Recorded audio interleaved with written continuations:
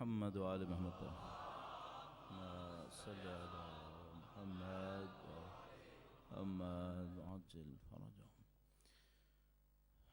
سورہ فاتحہ آپ تلاوت فرما چکے ہیں۔ تمام مرحومین کے ارواح کے سارے ثواب کے لیے بالاخص علماء عرفاء فقہاء شہداء آپ کے اور ہمارے مرحومین بھی شامل ہوں، روز جمعہ ہے، سب کے سارے ثواب کے لیے ایک بار پھر درود بھیجے گا محمد وآل محمد۔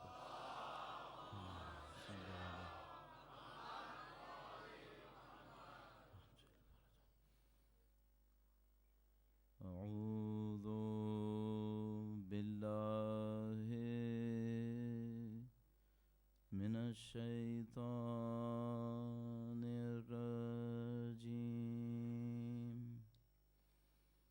بسم اللہ الرحمن الرحیم، الحمد للہ رب العالمین،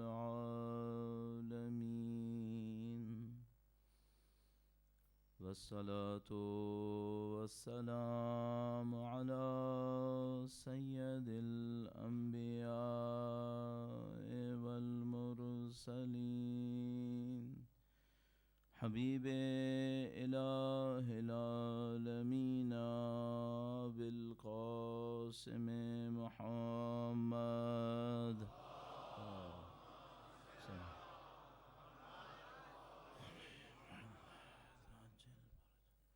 وعلى آلہ الطیبین الطاہرین،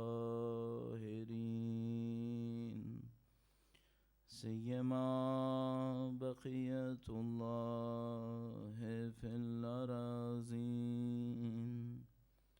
قال اللہ تعالی فی کتابہ الکریم، بسم اللہ الرحمن الرحیم، ام حسبت ان اصحاب الكهف والرقیم كانوا من آیاتنا عجبا۔ درود بھیجے گا محمد وآل محمد پر، صلی علی محمد آل محمد وعجل فرجهم۔ عزیزان محترم، روز جمعہ ہے، جمعہ کا دن وقت کے امام کے نام سے منسوب ہے۔ اس دن کی مناسبت سے وقت کے امام کے حضور اظہار عقیدت کے لیے، ادائے احترام کے لیے، ان کے ساتھ تجدید عہد کے لیے ایک بار پھر درود بھیجے گا محمد وآل محمد پر، صلی علی محمد آل محمد وعجل فرجهم۔ پروردگار عالم کا انتہائی لطف و کرم ہے کہ اس نے ہمیں اہل بیت اطہار علیہ السلام کی فکر سے، دین مبین کی تعلیمات سے آشنا فرمایا ہے۔ جیسے جیسے یہ وقت گزرتا چلا جائے گا اور غیبت کبریٰ کے اندر اختتام کے نزدیک ہم پہنچتے جائیں گے، ہم جانتے ہیں کہ امام کے وجود کی تڑپ لوگوں کے اندر بڑھتی چلی جائے گی، اور آپ اور ہم اپنی زندگی میں اس تبدیلی کو بہت آسانی سے دیکھ سکتے ہیں۔ ہم لوگ تبدیل ہوتی ہوئی دنیا میں رہ رہے ہیں۔ جو کچھ اس وقت ہو رہا ہے وہ آج سے 20 سال پہلے قطعاً نہیں ہو رہا تھا، منفی میں بھی مثبت میں بھی۔ منفیات تو قابل شمار بھی نہیں ہیں، شاید اتنی چیزیں منفی تبدیل ہو رہی ہیں، اخلاق پامال ہو رہے ہیں، خاندان ٹوٹ رہے ہیں، لوگوں کے اندر مادہ پرستی، لگتا ہے اس کے سوا کچھ بچا نہیں ہے، احترامات کے سارے معیار مادہ پرستی کے اوپر قائم ہو رہے ہیں۔ جس چیز کو ہم لوگ دینی عزت، دینی غیرت تعبیر کرتے تھے، وہ معاشروں کے اندر مجموعی طور پر کم ہو رہی ہے۔ منفیات بہت زیادہ ہیں۔ منفیات کا ذکر کرنا شاید اس اعتبار سے تشیع فاحشہ بننے لگتا ہے بعض اوقات، کہ آپ جب منفیات کا ذکر بہت زیادہ کرتے ہیں تو لوگ منفیات کے لیے اور تیار ہو جاتے ہیں۔ لیکن مثبت چیزیں بھی بہت پیش آ رہی ہیں، بہت زیادہ مثبت چیزیں۔ یعنی مثال کے طور پر 15 سال پہلے ہم لوگ سوچ بھی نہیں سکتے سید الشہداء کے روضے پہ 3 کروڑ لوگ جمع ہوں گے، ہم لوگ نہیں سوچ سکتے تھے۔ 10-15 سال پہلے ہم سوچ بھی نہیں سکتے تھے کہ دنیا بھر کا میڈیا جو ہمیشہ ہمارے خلاف بولتا رہتا ہے، وہ چند دن صرف سید الشہداء کے پیغام کو نشر کر رہا ہوگا۔ مجبور ہوئے، ان کو کرنا پڑا۔ اچھا ان لوگوں نے دل سے نہیں چاہا ہوگا یہ کہ یہ کام کریں. مثلا کیا واقعاً دنیا بھر کی میڈیا کی پلاننگ میں تھا کہ وہ امام حسین کا پیغام دیں گے؟ نہیں چاہا تھا، لیکن بہرحال دینا پڑا. جب دنیا کے اتنے لوگ پوری دنیا سے جمع ہو رہے ہیں تو ایک نیوز بن گئی اور وہ دینی پڑ گئی. یوں لگتا ہے جیسے بہت ساری ایسی مثبت چیزیں جمع ہو رہی ہیں ہمارے اندر. اگر ایک طرف سے دیکھیں وہ منفی چیزیں ہو رہی ہیں، دوسری طرف سے مثبت چیزیں ہو رہی ہیں، تو اس کو کیا جواب میں کیا کہیں؟ دنیا بگڑ رہی ہے یا سنور رہی ہے؟ کیا کہہ سکتے ہیں؟ تو ہم اس کا ایک جواب نکالتے ہیں، اور وہ جواب ایک اعتبار سے اچھا ہے، ایک اعتبار سے ہمارے چیلنج کو بڑھا دیتا ہے. درود بھیجے گا محمد و آل محمد صلی علی محمد و آل محمد وعجل فرج.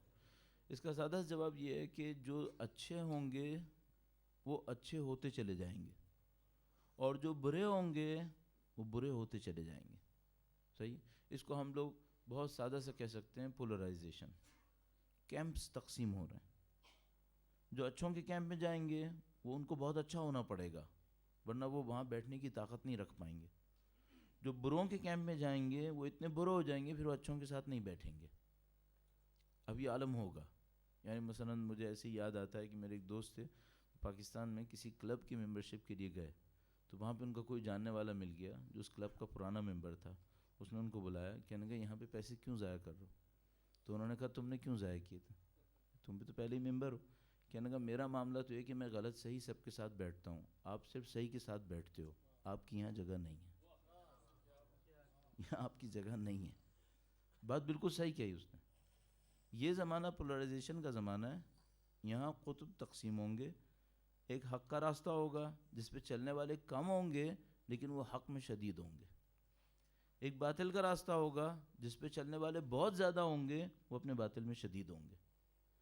جو ان بٹوین لوگ ہیں جو دونوں طرف گھومتے ہیں، ابھی تو کچھ ہیں، کچھ عرصے بعد یہ بھی ختم ہوگا. پھر یا سیدھے راستے پہ چل رہے ہوں گے، غلط راستے پہ چل رہے ہوں گے. اس کو ہم کہتے ہیں پولرائزیشن. یہ وہ فینومینا ہے جو اس وقت نظر آ رہا ہے. اچھا اس کا مطلب کیا ہے؟ اس کا مطلب یہ ہے کہ اگر کوئی یوں کر رہا تھا پہلے کہ ہلکا پھلکا حق بھی ہو، تھوڑا تھوڑا مذہب بھی باطل کا ہو، کافی لوگ تھے جو ایسے کر رہے تھے، ابھی ان کی تعداد کم ہونا شروع ہو جائے گی. ایک دو مثالوں سے بہت سادہ سی بات سمجھ میں آنے لگتی ہے. مثال کے طور پر پہلے ہم اپنے بچوں کو بھیج رہے تھے اسکولز میں، کوئی ایسی بندش نہیں تھی کہ حق والے میں بھیجنا ہے باطل والے میں بھیجنا ہے، ایسا کوئی مسئلہ نہیں تھا. اچھا اب کوئی حق والا بندہ ہے، اس کو پتہ ہے میں نے اگر ان انسٹیٹیوشنز کے اندر بھیج دیا میرا بچہ واپس نہیں آئے گا میرے پاس، پھر یہ کہیں اور جائے گا. اب سلیکشن کرنا پڑے گا.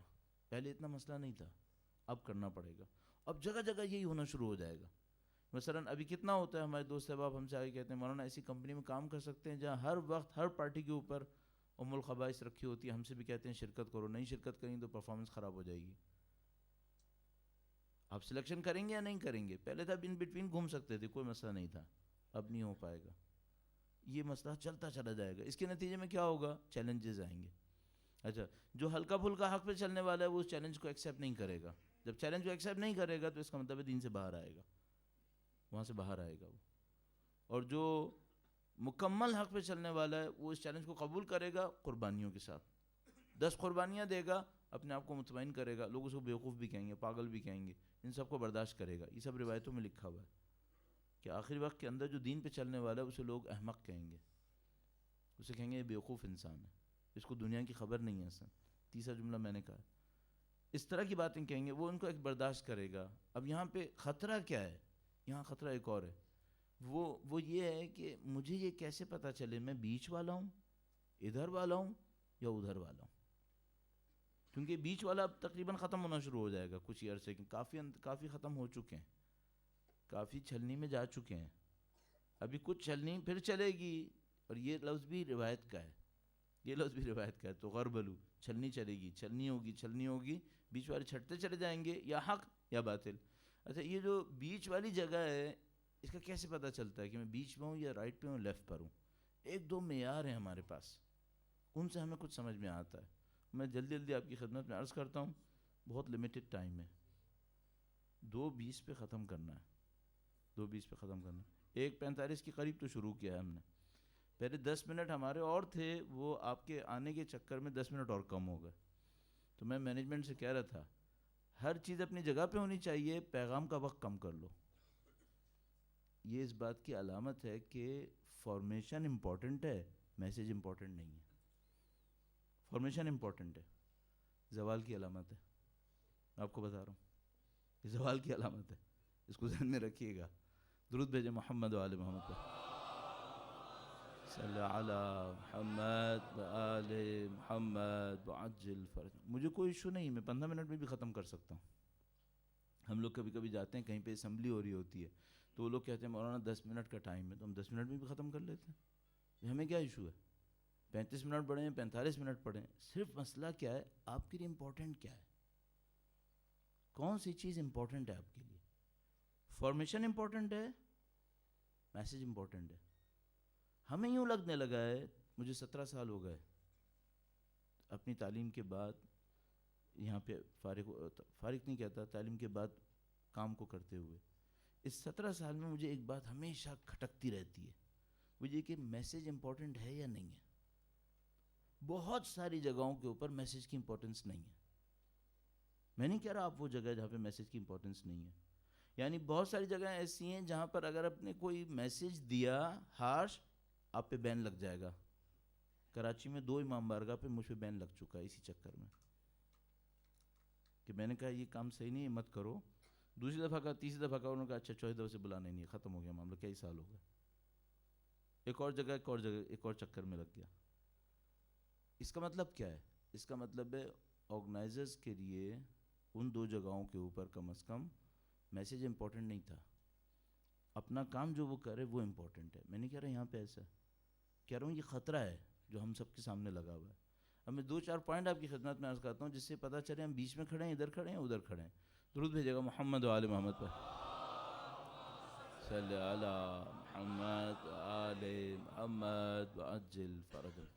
ہمیشہ کربلا کا واقعہ بہت ساری چیزوں کے لیے ہمیں اسٹینڈرڈز دے دیتا ہے. کم سے کم دین کے لیے تو تمام کاموں کے لیے اسٹینڈرڈ کربلا سے مل جاتے ہیں. کربلا کے واقعے نے ہمیں ایک اسٹینڈرڈ دیا ہے. وہ کیا ہے؟ وہ یہ کہ دین کے ظاہری رسم کو دیکھ کر یہ مت سمجھنا کہ دین محفوظ ہے. دین کے ظاہری رسم کو دیکھ کر یہ مت سمجھنا کہ دین محفوظ ہے. کیوں؟ 61 ہجرہ میں دونوں طرف ظاہری رسم پوری پابندی کے ساتھ انجام دے رہے تھے. یہاں بھی فجر کی نماز، وہاں بھی فجر کی نماز، یہاں بھی قرآن کریم، وہاں بھی قرآن کریم، یہاں پہ بھی حج، وہاں پر بھی حج، یہاں پر بھی صدقہ، وہاں پر بھی صدقہ. یہ سب چل رہا تھا. یہ کربلا نے ہمیں ایک میسیج دیا ہے کہ صرف دین کے ظاہر کو باقی رکھ کر یہ مت سمجھنا کہ دین محفوظ ہے. اچھا، اس ظاہر کے مقابلے میں اور کیا چیز ہے جس کو دیکھ کر یہ سمجھا جائے کہ دین محفوظ ہے یا نہیں ہے؟ وہ اب چونکہ جلدی جلدی بتانا ہے، ورنہ میں اس کو تھوڑا سا اور ایکسپلین کرتا، تو جلدی جلدی بتانے کی خاطر عرض کر دوں. دوسری چیز اس کے مقابلے میں، ظاہر کے مقابلے میں، آپ ظاہر کو مت دیکھنا، اس سے دھوکہ ہوتا ہے.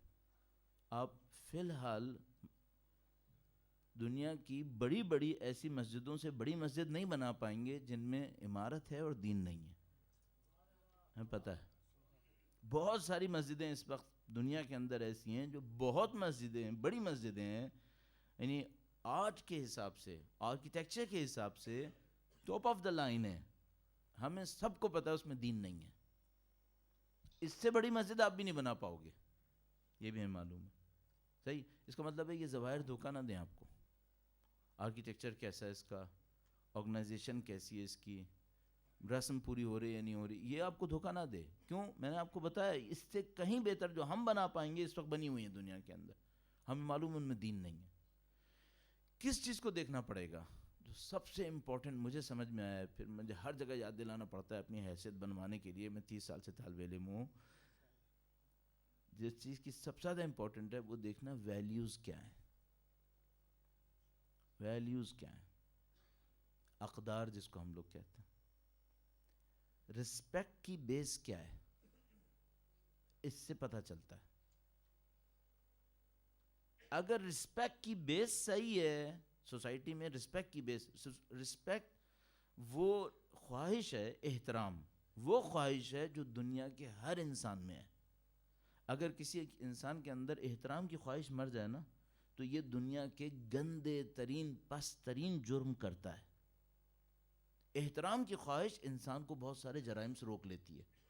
مجھے پتا ہے میں اگر فلاں کام کروں گا بے عزتی ہونے والی ہے, میں بہت سارے کام شریعت کی وجہ سے نہیں چھوڑوں گا, بے احترامی کی وجہ سے چھوڑ دوں گا. شرم و حیا جو انسان کے اندر, اگر ایک انسان بے حیا ہو جائے, بے شرم ہو جائے, بے عزت ہو جائے, اب یہ دنیا کے قبیح ترین جرائم انجام دے گا. صحیح ہے. اچھا, یہ کہ انسان بے احترام ہو جائے تو پھر دنیا کے قبیح ترین جرائم انجام دیتا ہے. اس کا مطلب کیا ہے؟ اس کا مطلب ہے جو احترام کا معیار ہوگا وہ پورے معاشرے کی ہر چیز کو طے کر دے گا. اگر آپ نے احترام کا معیار پیسہ بنایا ہے, اس کا مطلب ہے لوگ پیسے کی خاطر کٹ مریں گے. کیوں؟ احترام سب کو چاہیے, بے احترامی کسی کو نہیں چاہیے. سب سے پہلے کسی بھی معاشرے کے اندر آپ نے دیکھنا ہے نا, یہ معاشرہ ہے کیا, چلے گا نہیں چلے گا, اس کے اندر طاقت ہے, کھوکھلا ہے, پائیدار ہے, بنیادیں ہیں نہیں ہیں. سب سے پہلے یہ دیکھیں اس میں رسپیکٹ کس کو ملتی ہے, رسپیکٹ کی بیس کیا ہے. الفاظ کی بات نہیں ہو رہی ہے, کتابوں میں لکھے کی بات نہیں ہو رہی ہے, تقریروں میں ہونے والوں کی باتیں نہیں ہو رہی ہیں. سوسائٹی میں پریکٹیکلی کس کو رسپیکٹ مل رہی ہے, اس کے اوپر بات ہو رہی ہے. اگر رسپیکٹ کی بیس دین کے سوا کچھ اور ہے, اس کا مطلب ہے یہ معاشرہ 10 سال 20 سال 50 60 70 80 کبھی نہ کبھی مرے گا, یہ ختم ہو جائے گا, اس کو بقا نہیں ہے. کیوں؟ دین کے سوا, جو دین کے معیارات ہیں, دین کے جو اسٹینڈرڈز ہیں, ان کے سوا کوئی بھی اسٹینڈرڈ لاؤ گے, ایک تو کہ خدا پسند نہیں کرے گا, خدا اس معاشرے کو ختم کر دے گا, نمبر ایک. نمبر دو, میکینزم ایسا ہے کہ وہ معاشرہ خود ہی تباہ ہو جائے گا, اس نے بچنا ہی نہیں ہے. چاہے عذاب خدا پڑے چاہے عذاب خدا نہ پڑے, اس نے بچنا نہیں ہے. میں صرف ایک کو عرض کر دیتا ہوں, درود بھیجے گا محمد و آل محمد, صلی علی محمد و آل محمد عجل فرجہ. بہت تیزی سے بھئی وقت فرض کریں جو آج کل دنیا میں رائج ہے, دنیا میں اس وقت احترام کا سب سے بڑا معیار کیا ہے؟ اگر میں پنجاب میں سوال کرتا نا تو لوگ نیچے سے جواب دیتے, وہاں لوگوں کو جواب دینے کی عادت ہوتی ہے, باقی علاقوں میں جواب دینے کی عادت نہیں ہوتی, دل کے اندر کہتے ہیں. یہ بالکل صحیح ہے تاکہ ماحول خراب نہ ہو جائے, ایک دم سے کیوس نہ ہو جائے. لیکن آپ سب کو پتہ ہے اس وقت پوری دنیا کے اندر احترام کا سب سے بڑا معیار پیسہ ہے. صحیح. اچھا, اب بہت سادہ سی کیلکولیشن ہے, سب کو پیسہ چاہیے. کتنے بندوں کو پیسہ چاہیے؟ 7 ارب انسانوں کو, سب کو پیسہ چاہیے. اچھا, پیسہ دنیا میں لمیٹڈ ہے یا ان لمیٹڈ ہے؟ صحیح ہے. ابھی شاید ممکن ہے کوئی کہہ دے ان لمیٹڈ ہے, بہت سارا ہے. نہیں, ایسا نہیں ہے. یہ دنیا میں جتنا سونا ہے, جتنا بھی سونا ہے, یہ سب لمیٹڈ ہے. گولڈ لمیٹڈ ہے. وہ ایک کیلکولیشن میرے پاس آئی تھی, میرے ذہن سے نکل رہی ہے کہ پتہ نہیں کتنے میٹر کا بار بنے گا لینتھ ویڈتھ اور ہائٹ میں. اگر پوری دنیا کا سارا گولڈ جمع کر لیں تو اتنے میٹر کا بار بنے گا. مجھے یاد نہیں آ رہا, 20 میٹرز مجھے یاد آتا تھا, ابھی یاد آ رہا ہے, بہت اچھا یاد نہیں آ رہا. 20 metre into 20 metre into 20 metre, ایسا کوئی بار نہیں, یہ زیادہ ہو گیا, اس سے چھوٹا تھا وہ. جو گولڈ کا بار بنے گا, اگر ساری دنیا کے گولڈ کو میلٹ کر کے ایک جگہ اس کا کیوب بنائے, اتنا بڑا کیوب بنتا ہے. ٹھیک ہے, اس کا مطلب ہے یہ لمیٹڈ ہے, یہ لمیٹڈ ہے. اور کتنے لوگوں کو چاہیے؟ 7 بلین کو. اچھا, ایک اور مسئلہ ہے, یہ جو 7 بلین کو ضرورت کے مطابق چاہیے یا خواہش کے مطابق چاہیے؟ ضرورت پہ رہتے تو پھر تو کوئی مسئلہ ہی نہیں تھا, یہ 7 بلین کے لیے بہت تھا. ان کو ضرورت کے حساب سے نہیں چاہیے, ان کو خواہش پہ چاہیے. اور خواہش انسان کی لمیٹڈ ہے یا ان لمیٹڈ ہے؟ وہ تو اتنی ان لمیٹڈ ہے کہ اللہ کے رسول نے فرمایا کہ اگر انسان کو ایک ویلی 2 پہاڑوں کے درمیان جگہ, ایک ویلی گولڈ دو, کہے گا مجھے 2 چاہیے. بھائی تجھے ایک ویلی خرچ کرنے کے لیے کتنے ہزار سال کی زندگی چاہیے, تو خرچ نہیں کر پائے گا اس کو, پھر بھی کہتا ہے مجھے 2 چاہیے. اچھا, ڈیزائر ان لمیٹڈ ہے, 7 بلین کی ڈیزائرز, ان لمیٹڈ ڈیزائرز, اور ویلتھ کتنی ہے؟ لمیٹڈ ہے. جھگڑا ہوگا یا نہیں ہوگا؟ یہ تو ہوگا. جنگ ہوگی یا نہیں ہوگی؟ قطعاً ہوگی. کس کی چلے گی؟ جس کی لاٹھی اس کی بھینس, ختم. باقی مرو. کتنے لوگ جیتیں گے, کتنے لوگ ہاریں گے؟ اس وقت کرنٹ ریشو میں 18% جیتیں گے, 82% بھکاری بنیں گے. کرنٹ ریشو میں 18% کے پاس 82% ویلتھ ہے, باقی 82 کے پاس 18% ویلتھ ہے. اور اس کو بھی جب آپ اس 82% کے اندر بھی جسٹس نہیں ہے، اس میں بھی انجسٹس ہے. اب آپ سوچو جو نیچے والا ہے اس کے پاس کیا ہے، ڈیلی $3 بھی نہیں ہے، مرنا ہی مرنا ہے. 1 بلین ایسے ہیں جن کو 3 وقت کا کھانا نہیں ملے گا، کنفرم نہیں ملنے کا. اچھا یہ کس سوسائٹی کی صورتحال ہے جہاں پر رسپیکٹ کی بیس دولت ہے؟ آپ نماز پڑھ رہے نہیں پڑھ رہے، قرآن پڑھ رہے نہیں پڑھ رہے، کوئی سروکار نہیں ہے اس بات کا اس وقت تک جب تک رسپیکٹ کی بیس قرآن کی تعلیمات نہیں ہے. پڑھتے رہیے، اس سے کیا فرق پڑتا ہے؟ کون سی دنیا میں ظالم اس وقت جگہ نہیں ہے جہاں پہ عبادت نہیں ہو رہی ہے؟ ظالمانہ ترین معاشروں کے اندر عبادتیں انجام پا رہی ہیں. کیوں؟ صرف رسمی عبادتیں کر رہے ہیں، بیس نہیں ہے. آپ کو کیا ہوشیار رہنا ہے؟ آپ کو یہ ہوشیار رہنا ہے کہیں میں اس میں نہ پھنس جاؤں. آپ کے پاس ایک ٹاسک ہے، ان کے پاس ٹاسک نہیں ہے. آپ کے پاس ایک ہدف ہے، ایک مقصد ہے جو آپ نے اچیو کرنا ہے اس دنیا کے اندر. اگر آپ نے مقصد ہدف لینا ہے، آپ کو ظاہر دھوکہ نہ دے. اور معمولاً انسانوں کو ظاہر دھوکہ دے دیتا ہے، معمولاً لوگوں کو دھوکہ دیتا ہے. آپ کو صرف یہ کرنا ہے، آپ یہ دیکھیں بھائی ایسا نہ ہو کہ میں بھی ظاہر پہ خوش ہو کے بیٹھا ہوا ہوں، اندر کچھ اور ہو. اندر کو ڈھونڈتے رہیں. نمبر 1 ویلیوز کو ڈھونڈیں. آپ کی ویلیوز کیا ہیں؟ اس کی اتنی مثالیں کہنے کی ضرورت نہیں ہے، وقت بھی نہیں ہے اس بات کا. آپ ویلیوز کو چیک کرتے رہیے اپنے.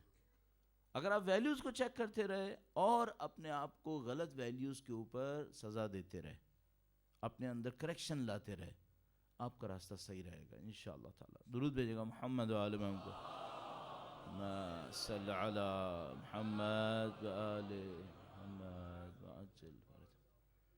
کچھ کہنا چاہ رہے ہیں؟ درود بھیجے گا محمد و آل محمد.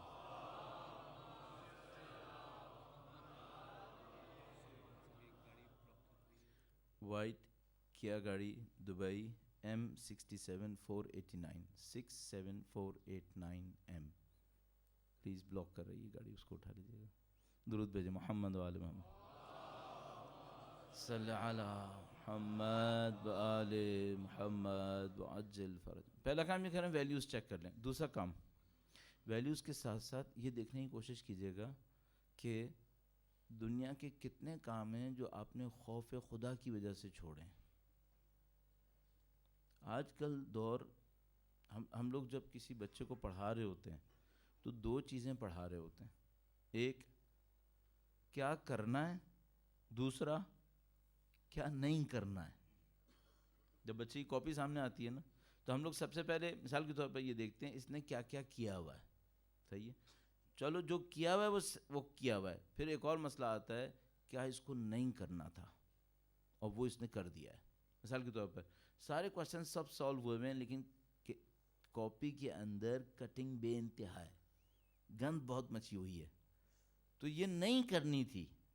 جو کیا ہے وہ تو اچھا کیا ہے لیکن جو نہیں کیا وہ بھی کر ڈالا ہے، اس کی وجہ سے معاملہ خراب ہو گیا ہے. تو 2 راستے ہوتے ہیں. وہ یہ ہوتے ہیں پہلے بچے کو یہ بتائیں کہ کیا کرنا ہے، یا پہلے بچے کو یہ بتائیں کہ کیا نہیں کرنا ہے. معمولاً دنیا کیا کرتی ہے؟ معمولاً لوگ یہ کرتے ہیں پہلے یہ بتا دیتے ہیں کہ کیا نہیں کرنا ہے، کیا نہیں کرنا ہے. کیوں؟ اب اس کا ایک فارمولا اس طرح کا بناتے ہیں، کہتے ہیں کہ ہائی مارکس سے بہتر ہے کہ جرم نہ کرے. نمبر زیادہ لانے کے چکر میں جرم کر دیتا ہے تو کہتے ہیں نہیں، جرم نہ کرے یہ زیادہ بہتر ہے. پہلے جرم چھوڑے، باقی چیزیں ہم آہستہ آہستہ نپٹا لیں گے. ہم انسانوں کے اندر اللہ کے مقابلے میں کیا ہے؟ اطاعت امپورٹنٹ ہے یا گناہ سے بچنا امپورٹنٹ ہے؟ یعنی ہم کہہ رہے ہیں، اب میں بالکل مختصر کر رہا ہوں اس کو بغیر کسی تشریح زیادہ تشریح کے. امپورٹنٹ پہلا یہ ہے پہلے گناہ چھوڑو، پہلے گناہ چھوڑو. یعنی مثلا کوئی آدمی آ کر کہے پہلے نماز پڑھنا شروع کروں یا نعوذ باللہ پہلے ام الخبائث چھوڑوں، تو پہلے میں اس کو کیا کہوں؟ پہلے وہ چھوڑو. پہلے جرم چھوڑو، پھر بات کی بات آئے گی کہ ثواب بڑھاؤ. وہ کس طریقے سے بڑھاؤ؟ آپ سب سے اچھا یہ جرم چھوڑنا بڑا مسئلہ کام ہوتا ہے، یہ بڑا امپورٹنٹ کام ہو جاتا ہے. انسان سے اگر کہو نا سارے جرم کرتا رہے 2 رکعت نماز بھی پڑھ لیا کرے، بہت خوش ہوگا. ابو جہل ابو لہب سے کہتے ہیں نا ساری بت پرستیاں بھی چلاؤ اور 5 وقت نماز بھی پڑھ لینا، تو وہ مانتے یا نہیں مانتے؟ فوراً مان جاتے، کہتے ٹھیک ہے اس میں کوئی مسئلہ نہیں، 10 منٹ اور اسپیئر کر لیں گے، نماز بھی پڑھ لیں گے. اللہ کے رسول نے کہا نہیں، پہلے بت پرستی چھوڑو، بات کی باتیں بعد میں ہوں گی. صحیح ہے. اچھا ہم لوگ کیا کریں؟ ہم لوگ یہ نہ دیکھیں میں نے خوف خدا میں نماز پڑھی یا نہیں پڑھی، ہم پہلے یہ دیکھیں خوف خدا میں جرم چھوڑا ہے یا نہیں چھوڑا ہے. وہاں سے شروع کریں، جو کرٹیکل جگہ ہے وہاں سے شروع کریں، ورنہ ہم اپنے آپ کو بہلاتے رہیں گے کہ میں یہ اچھے کام کر رہا ہوں نا اور یہ بس کافی ہے. مثلا میں اپنے پیسوں کا فضول خرچی بے انتہا کروں اور بعد میں اپنے آپ کو مطمئن کرتا ہوں میں چیریٹی میں دے دیتا ہوں نا. صحیح. تو میں پہلے کیا بولوں؟ پہلے چیریٹی میں زیادہ دے یا فضول خرچی بند کرے؟ پہلے گناہ بند کرو، پہلے وہ گناہ بند کرو. ادھر بھی کرو لیکن پہلے ادھر توجہ دو. کیوں؟ تمہارا امتحان وہاں سے نہیں ہو رہا ہے، تمہارا امتحان وہاں سے ہو رہا ہے. جہاں پہ انسان کی خواہش لگی ہوئی ہوتی ہے امتحان وہاں سے ہوتا ہے. گناہ کرنے میں انسان کی خواہش لگی رہتی ہے، وہ تو ایک اور مسئلہ بھی ہوتا ہے. جو آدمی گناہ زیادہ کر رہا ہوتا ہے نا وہ بھی تھوڑے سے اچھے کام ایسے کر لیتا ہے جس میں زیادہ محنت نہیں لگتی. کیوں؟ دل کو مطمئن کرنے کے لیے کہ میں بھی اچھا آدمی ہوں، تاکہ کبھی میرے اوپر نفس کی ایک اٹیک ہو کہ بھائی تو بہت گندا آدمی ہے تو کہے گا نہیں میں اچھے کام بھی کرتا ہوں، اپنے آپ کو خوش کرنے کے لیے. سب سے پہلے یہ دیکھیں بھائی وہ جو غلط کر رہا ہوں وہ کیا ہیں، ان کو کیسے چھوڑنا ہے مجھے. میں آپ کو بہت وقت لے رہا ہوں، 2 باتیں ہو گئی آپ کی. تیسری بات اور عرض کروں اور اختتام پذیر کریں. درود بھیجے گا محمد و آل محمد پر. صلی علی محمد و آل محمد وعجل فرجہم. ایک بات ہوئی، ویلیوز کیا ہیں، رسپیکٹ کی، احترام کی بیس کیا ہے، اس کو چیک کرتے رہیں. صحیح ہے تو صحیح ہے، غلط ہے تو غلط ہے. دوسری بات یہ ہوئی، یہ مت دیکھو عبادتیں بڑھاؤں گا کیسے، عبادتوں کو اتنا ہی کر لو جتنا کرنا ہے. یہ دیکھو گناہ چھوڑوں گا کیسے، اور اس گناہ کو چھوڑنے میں کچھ گناہ میں اور آپ چھوڑتے ہیں سوشل پریشر سے. بھئی میں یہاں بیٹھا ہوں، مائک یہاں پہ لگا ہے، نعوذ باللہ تعالیٰ گالی بکوں گا ابھی. اگر میں نے ایک گالی بک دی مائک کے اوپر، یہاں ہونا کیا ہے؟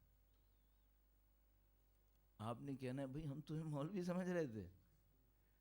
صحیح ہے. ابھی گالی نہ بکنا خدا کے خوف سے بھی ہو سکتا ہے، سوشل پریشر سے یقیناً ہوگا. بہت سارے کام میں اس لیے چھوڑ دوں گا کہ بھائی ایک سوشل پریشر ہے میرے سر کے اوپر، یہ لوگ مجھے جانتے ہیں، بعد میں یہ مجھے گالیاں بکیں گے اگر میں نے یہ کام کر ڈالا. تو میں سوشل پریشر کی وجہ سے نہیں کروں گا. بہت سارے کام ہم لوگ سوشل پریشر کی وجہ سے چھوڑ رہے ہیں. یہ دیکھیے گا کون سے کام ہیں جو خوف خدا سے چھوڑ رہے ہیں. اچھا خوف خدا سے کام کون سے؟ چیک کہاں پہ کرنے کو ملے گا؟ چیک وہاں کرنے کو ملے گا جہاں کوئی سوشل پریشر نہیں ہے، آزادی ہے. اب گناہ کیا یا نہیں کیا، جس کو ہم لوگ کہتے ہیں خلوت کا جرم، تنہائی کا جرم. اس کو چیک کریں، یہ چیک کرنے کی جگہ ہے. یہ میں کر رہا ہوں یا نہیں کر رہا ہوں. اگر تنہائی کا جرم کر رہا ہوں اس کا مطلب معاملہ خراب ہے. باہر والے تو میں نے اسی چھوڑے، سوشل پریشر میرے اوپر آ رہا ہے، اس کو چیک کر سکتے ہیں. آخری بات، اپنی عزیز ترین اشیاء سب شامل ہیں، انسان بھی شامل ہے، دولت بھی شامل ہے، شہرت بھی شامل ہے، رسپیکٹ، سب کچھ شامل ہے. عزیز ترین اشیاء کس ہدف پہ لگائی ہوئی ہیں، وہ میری زندگی کا اصلی ہدف ہے.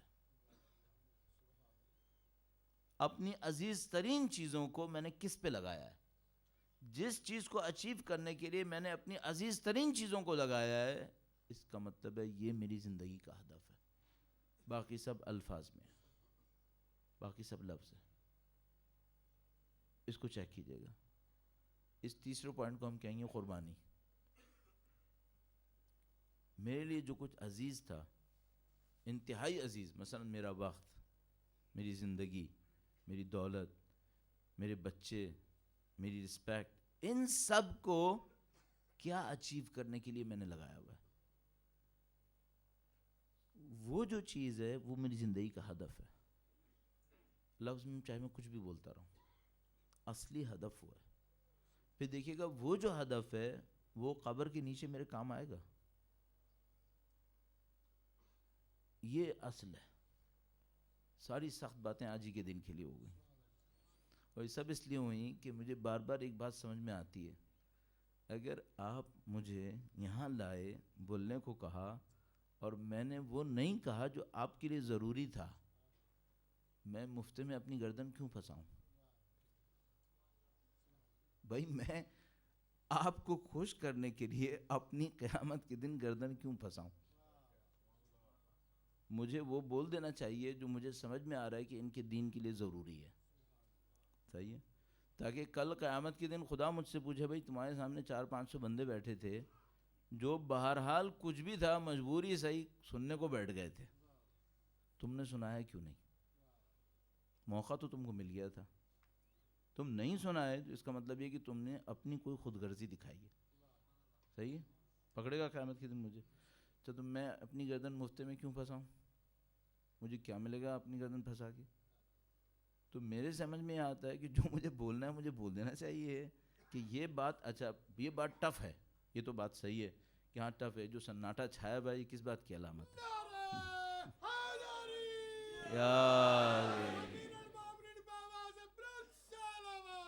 اللہم صلی علی محمد و آل محمد وعجل فرج.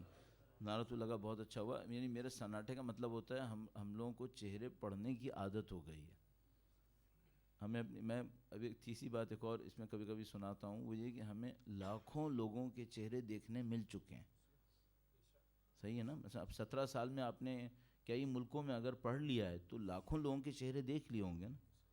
تو ایک آدمی کو لاکھوں سیمپل دیکھنے کو مل گئے, اب بھی کھرا کھوٹا نہیں پہچان پاتا. اتنا تو ہمیں ایکسپرٹیز مل گئی ہوں گی نا کہ بھئی یہ جو چہروں کے اوپر صورتحال ہے اس کا مطلب کیا ہوتا ہے. آپ اچھا سوچ رہے ہیں, صحیح سوچ رہے ہیں, آپ کو سوچنا بھی چاہیے. کیوں؟ معاملہ آپ کے دین کا ہے جو آپ کو عزیز ہے, معاملہ آپ کے دین کا ہے جس کو آپ امپورٹنس دیتے ہیں. اور یہ سوچنا آپ کا بالکل صحیح ہے. نمبر 1 آپ کی ویلیوز کیا ہیں, اور ویلیوز کا مطلب ہے آپ رسپیکٹ کس بیس پہ دے رہے ہیں. نمبر 2 خوف خدا کی خاطر کن چیزوں کو چھوڑا ہے. نمبر 2. اور نمبر 3 کیا تھا؟ تیسرا پوائنٹ کیا تھا؟ ہاں, اپنی زندگی کی عزیز ترین چیزوں کو کس ہدف پہ لگایا ہے. اس سے آپ کو پتہ چل جائے گا آپ کی زندگی کا ہدف کیا ہے. صحیح. اپنی رسپیکٹ کو دیکھیے گا, اپنی عادتوں کو دیکھیے گا, اپنے اہداف کو دیکھیے گا. ویلیوز, ہیبٹس, آبجیکٹیوز, یہ آپ کی زندگی خلاصہ ہو رہی ہے. اس کو دیکھیے ان میں دین کتنا ہے. باقی تو سب چلتا رہے گا, یعنی باقی تو چلانا ہی چلانا ہے. اور یہ ساری چیزیں ہمیں سیکھنے کو ملتی ہیں اپنے دین سے. دین نے کس کو رسپیکٹ دی ہے, دین کون چیزوں سے منع کر دیتا ہے, دین کن چیزوں کو ہدف بناتا ہے. اچھا, ہم نے ایک جملہ بیچ میں کہا جو آخری پوائنٹ تھا مجھے, کہ عزیز ترین چیزوں کو کس چیز پہ لگایا ہوا ہے. صحیح. یہ کہ سید الشہداء مدینے سے نکلے تھے, ہم سب کے سامنے, ہم سب مصائب میں فضائل میں یہ جملہ بار بار کہتے ہیں, سید الشہداء پورا گھر بار لے کر نکلے تھے. اس کا مطلب کیا ہے؟ وہ سب کو یہ بتا رہے تھے میں اپنے دین پر جو کچھ مجھے عزیز ہے وہ میں سب قربان کروں گا. اچھا, یہ بنیادی ترین فرق تھا. ایک دفعہ ہوتا ہے ایک سیاسی تحریک چل رہی ہوتی ہے, اس میں پولیٹیشین اپنے آپ کو پہلے سیکیور کرتا ہے, فالوورز کو بعد میں مروا دیتا ہے, ساتھ ہی مروا دیتا ہے, اپنے آپ کو سیکیور کر لیتا ہے. ایک دینی تحریک چل رہی ہوتی ہے جس کی قیادت امام نے کی ہوئی ہے. امام کی دینی تحریک کا مطلب کیا ہے؟ امام کی دینی تحریک کا مطلب یہ کہ وہ اور اس کے بچے میدان جنگ میں پہلے ہوں گے, وہ آگے ہوں گے. اب یہ ہمیں یہاں پہ کربلا میں دیکھنے کو مل گیا, وہی کہ سید الشہداء اپنی عزیز ترین چیزوں کو لے آئے اور ان سب کو لا کر میدان کربلا کے اندر نثار کرنے کے لیے تیار کر دیا. عزیز ترین چیزیں سید الشہداء کی کیا کیا تھیں؟ سید الشہداء کی عزیز ترین چیزیں کیا کیا تھیں؟ یہیں سے سمجھ لو مصائب کا ایک چیپٹر شروع ہو جاتا ہے. سید الشہداء کی عزیز ترین چیزیں وہ تھیں جن کو قربان کرتے وقت سید الشہداء کا دل سب سے زیادہ دکھی تھا. سب سے زیادہ کس پہ دکھی تھا؟ پورے کربلا کے واقعے کے اندر. مثال کے طور پر میں اپنے طور پہ سوچتا ہوں, اتنے سال ہو گئے کربلا کے واقعے کو پڑھتے ہوئے, بیان کرتے ہوئے, کون سے مواقع ایسے تھے جہاں سید الشہداء کا دل غم انگیز ترین دلوں میں سے تھا؟ کم سے کم مجھ جیسے کو ابھی تک یہ سمجھ میں آتا ہے جب حضرت علی اکبر کو الوداع کر رہے تھے، وقت بہت سخت وقت تھا، ابھی تک یہ سمجھ میں آتا. سید الشہداء کے لیے بہت سخت وقت تھا. ہم لوگ تو ظاہر ہے سید الشہداء کے دل میں تو نہیں دیکھ سکتے کہ سخت وقت تھا یا نہیں تھا. ہم لوگ صرف یہ کر سکتے ہیں سید الشہداء نے جو کہا جو کیا اس سے جانچیں کہ دل کی کیفیت کیا تھی. ابھی چونکہ یہ 2 جملے مصائب کے ضرور پڑھنے چاہیے، لہذا میں عرض کر دیتا ہوں. ابھی تو میں کہہ رہا ہوں سید الشہداء کے لیے سب سے سخت کون سا تھا، میں نے نہیں کہا بیویوں کے لیے، عورتوں کے لیے سب سے سخت کون سا تھا. ان کا معاملہ ہی کچھ اور.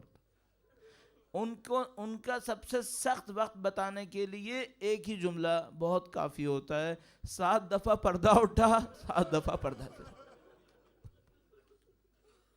ہر بی بی الوداع کہتی تھی، پھر ایک اور بی بی الوداع کہتی تھی، پھر ایک اور بی بی الوداع کہتی تھی. 7 دفعہ پردہ اٹھ رہا. آخری دفعہ پردہ نہیں اٹھا، کسی نے علی اکبر کے ابا کا دامن پکڑ لیا. چند جملے بس بولنے ہیں. شاہ نظر جوادی صاحب کہتے ہیں کوئی بچی ہوگی، کوئی خاتون ہوتی تو کندھے سے پکڑ لیتی. آپ کے اپنے دل کے اوپر جس طرح سے بھی آپ ان تمام چیزوں کو لیتے ہیں، آپ غم اہل بیت اطہار کے چاہنے والے ہیں، ان کے غم کو پہچاننے والے ہیں. سید الشہداء پہ کیا بیت رہی تھی جب علی اکبر جا رہے تھے؟ معمولاً میں یہ کر رہا ہوتا ہوں، اپنے ذہن کے اندر روایتوں کو جمع کرتا ہوں، ان روایتوں کو دہرانا شروع کر دیتا ہوں کہ ان روایتوں سے کیا سمجھ میں آ رہا ہے. اب آپ خود دیکھیے گا، جب علی اکبر کو الوداع کرنے کے لیے گئے تو فرمایا بیٹا دشمنوں تک پہنچنے سے پہلے مجھے مڑ مڑ کے دیکھتے رہنا. یہ سید الشہداء نے کیوں کہا ہوگا؟ چونکہ میرا علی اکبر جا رہا ہے، میں چاہتا ہوں اس کا چہرہ میری آنکھوں کے سامنے رہے. ہم کبھی زیارت کے لیے جاتے ہیں نا، جب آخری دفعہ زیارت میں الوداع کرنے جاتے ہیں تو زری کو دیکھتے رہتے تاکہ یہ آنکھوں میں رہ جائے کسی طرح سے. سید الشہداء علی اکبر کو آنکھوں میں رکھنا چاہ رہے ہیں. جب علی اکبر روانہ ہوئے بیٹے کو الوداع کیا سید الشہداء نے. علی اکبر تھوڑا سا آگے گئے، دیکھا میرے بابا پیچھے پیچھے چلے آ رہے ہیں. کہا بابا آپ نے الوداع کر دیا تھا. اب نہیں معلوم سید الشہداء نے کیا کہا ہوگا، شاید کہا ہوگا کہ بوڑھے کے لیے جوان کو الوداع کہنا بہت سخت ہے. میرا بیٹا جا رہا ہے، میری زندگی کی کمائی جا رہی ہے. علی اکبر گئے، واپس آئے اور سید الشہداء سے کہا کہ بابا اگر ایک گھونٹ پانی کا مل جاتا. یہ نہیں معلوم کیا معرکہ ہے، نہیں معلوم کیا ہوا اس موقع کے اوپر، لیکن مجھ جیسے طالب علم کو صرف یہ سمجھ میں آتا ہے کہ یہ صاحب کوثر کا امتحان ہے کہ جس نے پوری انسانیت کو کوثر سے پانی پلانا ہے، آج اس کا بیٹا کہہ رہا ہے ایک گھونٹ پانی مل جائے. سید الشہداء چاہتے تو وہیں پانی پلا دیتے. کہا بیٹا جاؤ دشمن سے لڑو، مولا علی مرتضیٰ تمہیں پانی پلائیں گے، فاطمہ زہرا تمہیں پانی پلائیں گے. علی اکبر روانہ ہوئے. علی اکبر زمین کے اوپر گرے. دستور یہ تھا کہ جو کوئی بھی زمین پہ گرتا تھا وہ سید الشہداء کو کہتا تھا یا مولا یا ادرکنی، میری مدد کو آئے. کوئی اہل بیت کا جانثار زمین پہ گرتا تھا تو کہتا تھا السلام علیکم یا ابا عبداللہ، ابا عبداللہ آپ کو میرا سلام ہو. میں آپ سے صرف ایک بات پوچھوں گا، اگر آپ وہ جوان بیٹے ہوتے جس کو پتا ہوتا کہ میں نے گر کے آواز نکالی نا تو میرا بوڑھا باپ دشمنوں کی طرف آ جائے گا، آپ آواز نکالتے یا نہیں نکالتے؟ مجھے نہیں معلوم علی اکبر نے اپنے باپ سے الوداع کیسے کیا ہوگا.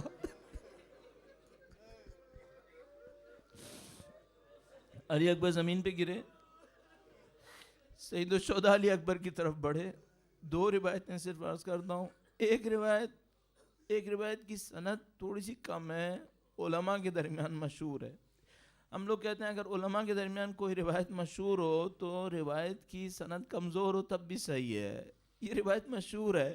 کہتے ہیں جب سید الشہداء گرے تو علی اکبر سے سید الشہداء نے کہا کہ بیٹا اپنے باپ کو آواز دیتے رہو، تمہارے باپ کو دکھائی نہیں دے رہا. ابو الفضل گرے تھے تو کمر ٹوٹی تھی، یہ بیٹا گرا ہے تو پیدائی گئی.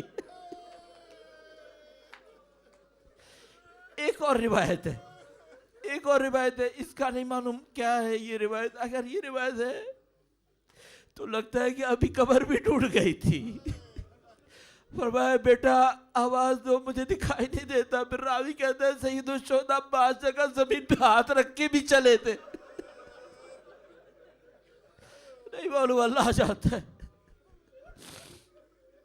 اب ایک روایت بالکل صحیح روایت مقتل کے اندر لکھی ہوئی، عربی بھی موجود ہے، تمام علماء لکھ رہے ہیں.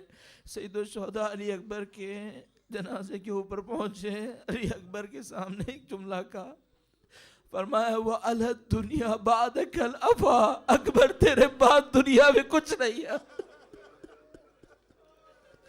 وَعَلَى الدُّنْيَا بَعْدَكَ الْأَفَا، اکبر تیرے بعد دنیا میں کچھ نہیں ہے.